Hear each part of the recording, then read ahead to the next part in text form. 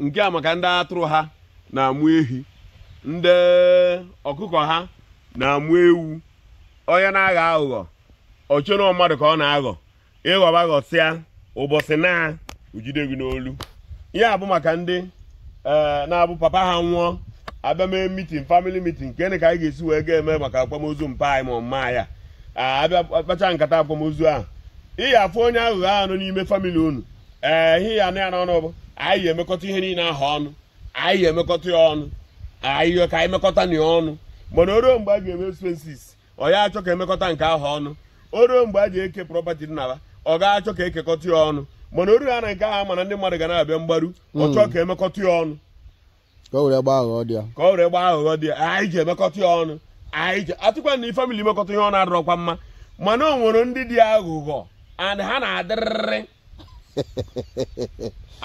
ọmaba ihe mgbe ahụ omebe ka ọ bụkwa ezigbo mmadụ. Anyị ji emekọta beri ya ọnụ, anyị ji emekọta ya ọnụ. Ego niile biri ya na-abịakọta ọnụ, akwacha ụzọ amara ihe a kwatara n'ozu ahụ, akwacha ụzọ amara mmadụ one. Ọ bụrụ eziokwu, ọ bụrụ eziokwu maka na onye ahụ na-ekwukwa okwu a ọ dịkwa redi ijere mmadụ mgbaru. O ruo ebe o jere mmadụ mgbaru ọ ṅụọ laịf, ọ ṅụọ tịrịtịrị, orie esemori ụkwa, ọ kụcha aka n'ike ọbanye moto ọlaba, ọ dị afọ ikwu ego na mgbaru. O ifuru ihe a na-akpọ ije mgbaru ụlọ akwa onye ọbụla makwa anya ya, ọ bụrụkwa onye ọbụla ma ejeghị o jee ebe ahụ ọ nọrọ ọ pụta na vidiyo ọfụ na-eseri ya n'ọbịa ọ naba. Nwere ndị na-etinye ife ma ha jee akwamozu ma o jee mmemme ọbụla ma ọ bụ mmemme ọbụla emere ibi otinye ego, otinye iji ụkwụ. Onye nke a bụ iji ụkwụ ka ọ na-etinye. Oru ụbọchị ahụ nna ya ma nne ya nwụọ ọ chọọ ka emekọta ya ọnụ maka na ọ mara gị nwa bụ nwanne ya nwoke na-etinye iji ụkwụ na-etikwa ego ka emekọtazi ya ọnụ. Ya ndị ọyị gị nwoke bịasie envelopu ọbụla ndị ọyị gị nwoke wetara gị na-akpa ma ogbu ehi ewetara eti ya n'ogbu ehi anyị niile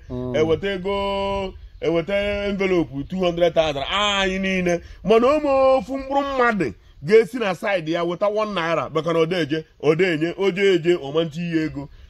Kwa ha ncha ndị mana aga na-emekọcha mitin ọ dịzi ya ma ọ na-ada anyị mekọta na ya ọnụ ya ebu ụzọ tụgharị aha ka anyị mekọta ya. Ọ bụrụ eziokwu ihe a na-eke bụ ụtụ. Mmanwụ tisi aba ọ bịakere ego ọma ihe ọ bụrụ ezie adị ama maka esi eme ya bụ akpọkọ famili enwee mitin eke ụtụ a na-akpa papa anyị eke ụtụ na na-akpa papa anyị. Ọ bụrụ oketara onye ọbụla 200,000 okere 200 o nwezere onye ego dị n'aka o nwere ike ọsị ka anye ha 1 million. Ama megọta nna anyị daalụ. Onye ego dị n'aka nwere ike sị ka anye ha 1 million ka unu wee sọpọtụ akwamozu mpa anyị. Nke ahụ dị iche. Onye ahụ eruo renji ere onwe ya akwamozu na be onye ahụ ruo nwere onwe ya kanopi nke ya ebe ọ ga-anọ weta ndị frens ya. And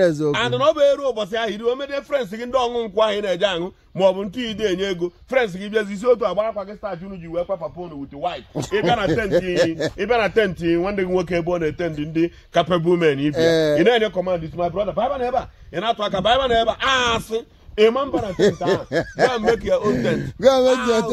Iji ego mana ijiri ego gị jire mmadụ mgbaru ma ọ bụ na ijiri ego ọ bụ nke na ya hapụ iwu naira na mgbaru. O ruzie ka nna gị nwụchọọ ka ikpokọ ihe niile ọnụ anyị eme otu tent onye ọbụla bataba n'ime ya ọ chịrị ọzọ a na-esipụ nri i were ya kpọtasịa ndị otu gị je kpọtasịa ndị aka big man ibe gị ebe ha nọcha ha nchi ebe ntụ afụsị ya pakịsịa moto onye bịa ebe ahụ ṅụọ mmanya 250,000 ọkwa aka niile ikelaba. Ọ bụrụ eziokwu ọ bụrụ eziokwu it can happen. Eme family meeting onye ọbụla keta ego nke asọlvụ problem ya ije tụọ ụtụ atụrụ ego gị karịa sọpọtụ ha much money onye ọbụla na dipatmentị nke ya. Ọ bụkwarị na ị nwere ego inwe nke a bụ na iru ebe ahụ ejiri akwamozu ọ bụrụ 15 naira inye ndị ahụ oru ụbọchị ya ndị anyị na-50 wetabara gị 40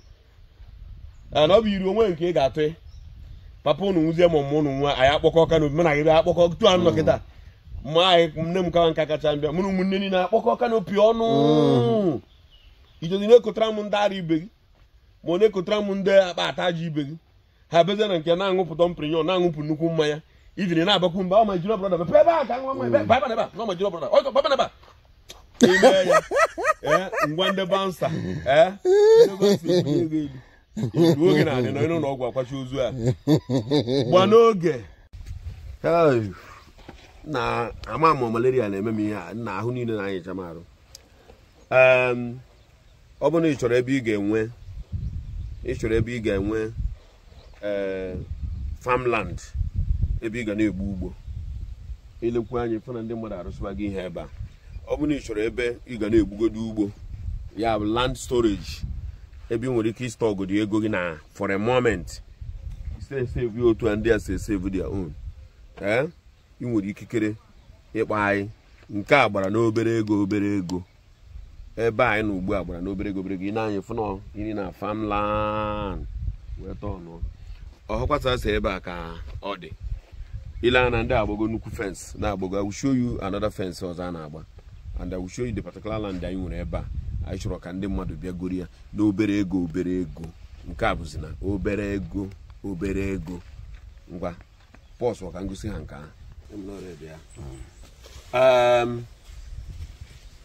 ebe anụnwa na ile anyị fụ na ebe anụnwa bụ road anyị here road pay na ndị nke agbarago their own fence igori protect ya ihe a na-ekwu okwu ya bụ farmland n'obere ego farmland n'obere ego ga-adịrị gị mfe ọ dịrọ like this ihe ga-enyere gị aka inwegodi ya as a farmland na ebe a all this particular land a otu o si dị ugbu a ebe a nụwa ka a na-ekwu okwu ya ọ dịrị otu agbagobe gbadaba n'ihe arụ obi ya na ya ka ọ dịrị gbadaba mmechi okwa gị ndị ọzọ nọkwa ọlụ ebe a ka iwe mana na etiti nke a ka anyị na-ekwu anyị nwere about 24 plots to sell. Pause kwa ya ka ngosifa ọ bụ na ile anya ebe ịfụ na ọka bụ ofu street ya ofu road a ka anyị nọ kwesịrị ka onye si wee gbakọcha nke ọ na-echekọsịa ya ịmago na ihe anyị ji akọwachi otu a bụ ihe a bụ farmland mana everybody adịgoro lee ebe o si ebe a na-abụ another road ebe a bụ another road bakwara n'ime hia ebe na dị another road ahụ ebe biko ya dị. So from here to this place now is another 30 feet road bakwa n'ime